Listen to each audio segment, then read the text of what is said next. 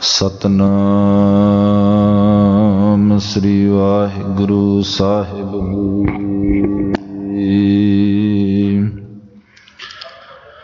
ज्ञान ध्यान किछ कर्म न जान सार न जाना तेरी सब ते वड्डा सतगुर नानक जिन कल राखी मेरी जेता जियो पिंड सब तेरा तू अंतर जामी पुरख भगवान दासन दास कह जन नानक जेहा तू कराए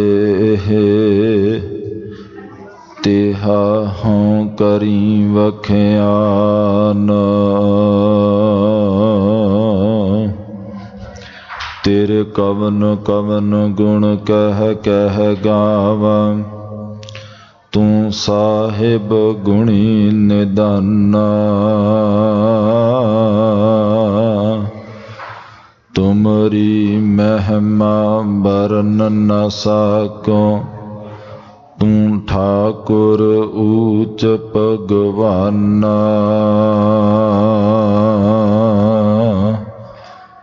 कहा बुद्ध प्रभ तुच्छ हमारी बर न सकै महिमा जो तिहारी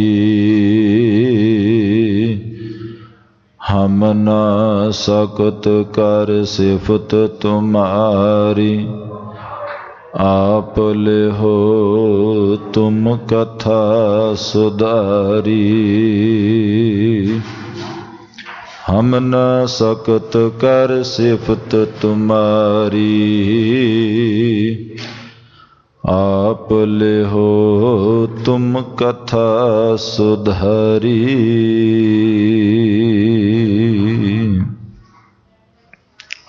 पतत पावन भगत वत्सल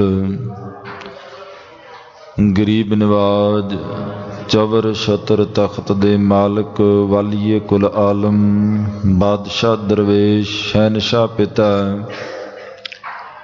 श्री गुरु ग्रंथ साहिब महाराज साहिब जी दी अत्यंत बख्शिश रहमत दा सदका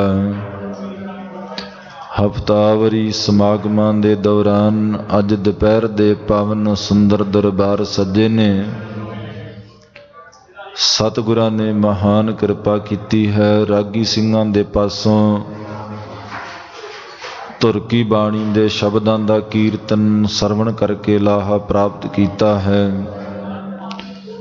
जो जो सुनै कथा अर कीर्तन ताकि दुर्मत नास सगल मनोरथ पावै नानक पूर्ण होवै आस। सतगुरु पातशाह महाराज साहब जी बख्शिश करदे ने ऐ भाई जिस दे जीवन दे विच परमेश्वर दी कीर्ति करन ते सुनन दा सुभाग प्राप्त हुंदा है उस दे सारे संकल्प ते मनोरथ अकाल पुरख वाहिगुरु पूरियां कर दिंदे ने। सो सतगुरु पातशाह जी ने इस बब सानू बख्शिश कीता है। वड्डियां भागां दे नाल सतसंगत करन दियां घड़ियां प्राप्त होईयां ने। आओ गुरु दरबार दियां हाजरियां भरदे होए रसनां दी सांझ बनाईए। गज के आखो वाहिगुरु जी का खालसा वाहिगुरु जी की फतेह। श्री गुरु ग्रंथ साहिब महाराज साहब जी दे पावन बचन ने सब ते उत्तम हर की कथा नाम सुनत दर्द दुख लथा पार ब्रह्म हुआ सहाय कथा कीर्तन सुखदाई। हर व्यक्ति हर बंदा संसार दे विचों सुख लभण दी भाल दे विच देश छोड़ परदेस हिताया सुख नूं लभदा फिरदा पर सुख ਇਹਦੇ ਤੋਂ ਕੋਹਾਂ दूर ਭੱਜੇ ਫਿਰਦੇ ਨੇ, क्योंकि सुख वाली औषधि इसने खाधी नहीं। व्यक्ति नूं कोई रोग होवे, सब तो पहला वो अपने नज़दीकी डॉक्टर दे नाल सांझ करदा, जिन्हों असीं फैमिली डॉक्टर कहंदे हैं। पहला कई दिन वो उस दे इलाज करदा, जदों उहदे सारे हीले खत्म हो जांदे ने, उसका रोग निवृत्त नहीं हुंदा, फिर वो किसी शहर दे विच जांदा कि कोई सियाणा डॉक्टर जिहड़ा इस रोग की पछाण कर सके, ते उस नूं जाके मैं अपने शरीर की चैकअप कराउंदा हां कि वो रोग पछाण के, रोग लभ के ते उहदी दवा देवे। पर कईयां शहरां नूं फरोल करके ते एक डॉक्टर लभदा जिहड़ा उस रोग की जानकारी रखदा। कई बारी वो भी डॉक्टर टपला खा जांदा, असली रोग उस दे हाथ विच नहीं आउंदा। फिर उन्हों छड्ड के असी अपने पूरे देश दे विचों कोई चंगा सियाणा डॉक्टर, चंगी डिग्री वाला लभ के कि हो सकदा वो साडे रोग की पछाण कर लवे।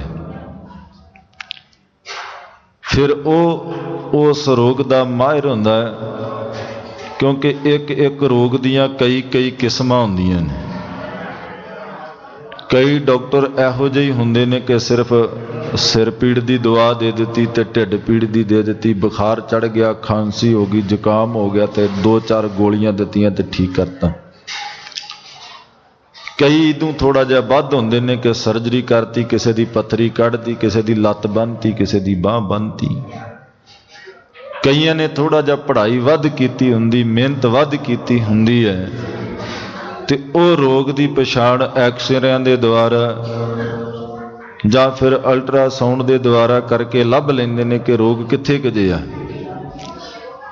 कई इहो ਜਿਹੇ डॉक्टर हुंदे ने कि जिन्हां ने कई सालां दी मशक्कत तो बाद मरीज जे तुरिया ही आउंदा ते तुरे आउंदे नूं देख के कह दिंदे ने कि इस नूं ये रोग हो सकदा।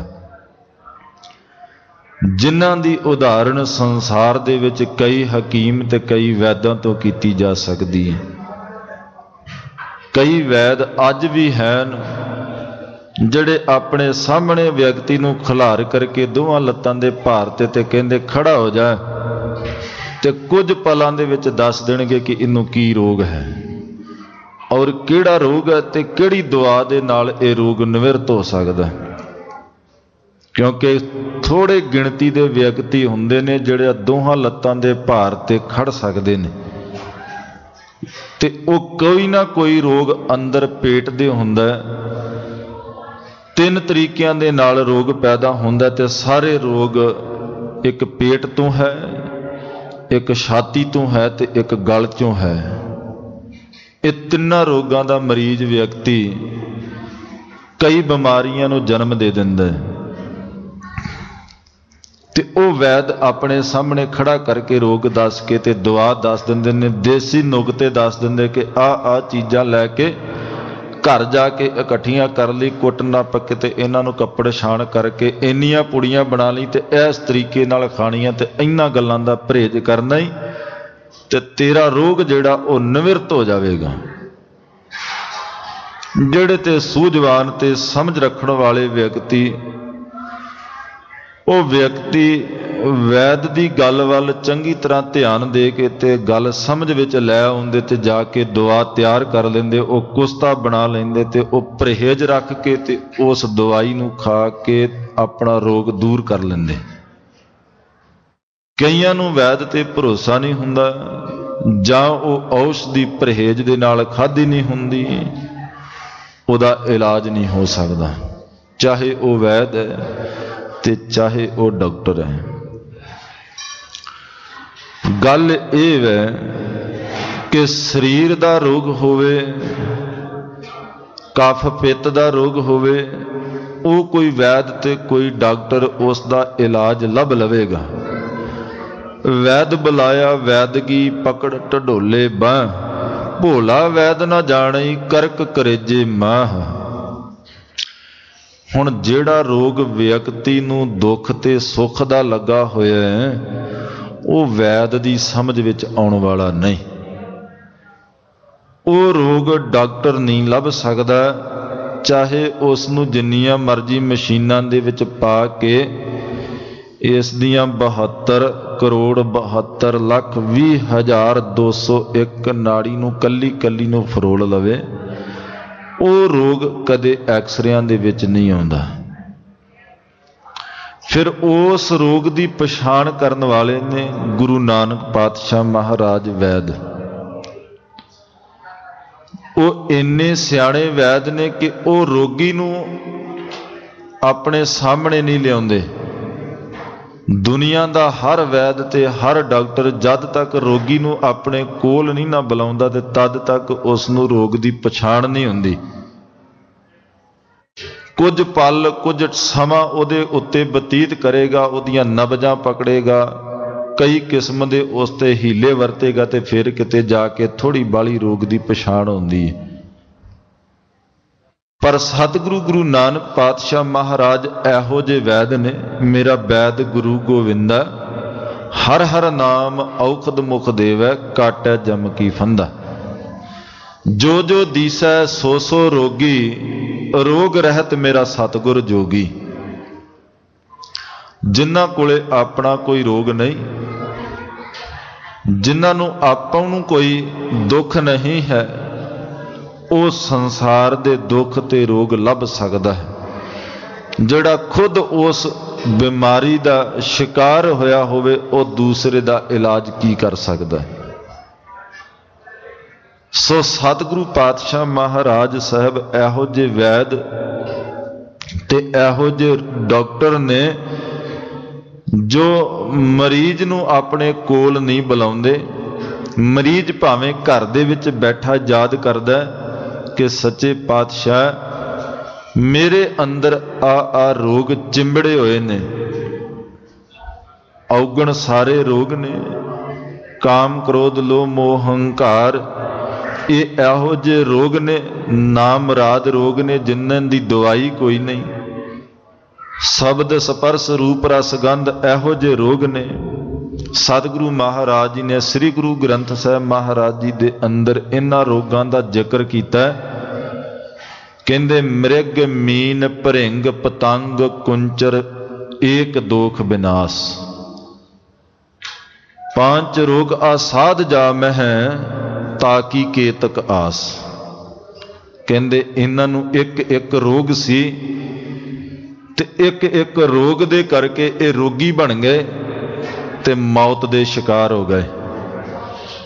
ਹਰਨ ਨਹੀਂ ਸੀ ਜਾਣਦਾ ਕਿ ਕੰਡੇ ਹੇੜੇ ਦੀ ਆਵਾਜ਼ ਹੀ ਮੇਰੀ ਮੌਤ ਦਾ ਕਾਰਨ ਬਣ ਸਕਦੀ ਹੈ। ਉਹ ਕੇਵਲ ਆਵਾਜ਼ ਨੂੰ ਸੁਣਨ ਦਾ ਰੋਗੀ ਸੀ। ਤੇ ਸਾਨੂੰ ਵੀ ਰੋਗ ਚੰਬੜਿਆ। ਆਪਾਂ ਲੋਕਾਂ ਦੀਆਂ ਚੁਗਲੀਆਂ ਸੁਣਨ ਦੇ ਆਦੀ ਆ, ਤਰ੍ਹਾਂ ਤਰ੍ਹਾਂ ਦੇ ਰਸ ਲੈਨੇ ਆ ਕੰਨਾਂ ਦੇ ਨਾਲ ਸੁਣ ਕੇ। ਕੰਨ ਰਸ ਸਾਨੂੰ ਪੈ ਗਿਆ ਸਭ ਤੋਂ ਵੱਡਾ ਰੋਗ ਹੈ। ਜੇ ਇੱਕ ਹਰਨ ਪਕੜਿਆ ਜਾ ਸਕਦਾ, ਜੇ ਉਹਦੀ ਮੌਤ ਹੋ ਸਕਦੀ ਹੈ, ਤੇ ਪਿਆਰਿਆ ਬਚ ਤੂੰ ਵੀ ਨਹੀਂ ਸਕਦਾ, ਕਿਉਂਕਿ ਤੈਨੂੰ ਵੀ ਬੜਾ ਵੱਡਾ ਰੋਗ ਚੁਗਲੀ ਨਿੰਦਿਆ ਨੂੰ ਸੁਣਨ ਦਾ ਪੱਕਾ ਲੱਗਾ ਹੋਇਆ, ਜਿਸ ਦਾ ਇਲਾਜ ਦੁਨੀਆ ਦੇ ਕੋਲ ਨਹੀਂ ਹੈ। ਅੱਤ ਸਿਆਣੀ ਸੋਹਣੀ ਕਿਉ ਕੀਤੋ ਵੇ ਸਾਹੋ। ਅੱਤ ਦੀ ਸਿਆਣੀ ਤੇ ਸੋਹਣੀ ਮਛਲੀ ਜਿਹਨੇ ਜਾਣਿਆ ਨਹੀਂ ਕਿ ਕੁੰਡੀ ਦੇ ਵਿੱਚ ਜਿਹੜਾ ਮਾਸ ਪਰੋ ਕੇ ਆਇਆ ਉਹ ਤੇਰਾ ਭੋਜਨ ਨਹੀਂ ਹੈ। ਕੇਵਲ ਤੇ ਕੇਵਲ ਤੈਨੂੰ ਪਕੜਨ ਵਾਸਤੇ ਉਹ ਯਤਨ ਕੀਤਾ ਗਿਆ ਹੈ। ਕਿਉਂਕਿ ਸਤਿਗੁਰੂ ਪਾਤਸ਼ਾਹ ਮਹਾਰਾਜ ਕਹਿੰਦੇ ਮੱਛੀ ਮਾਸ ਨਾ ਖਾਹੀ, ਉਹਦੇ ਅੰਦਰ ਤਾਂ ਗੰਡੋਆ ਹੈ।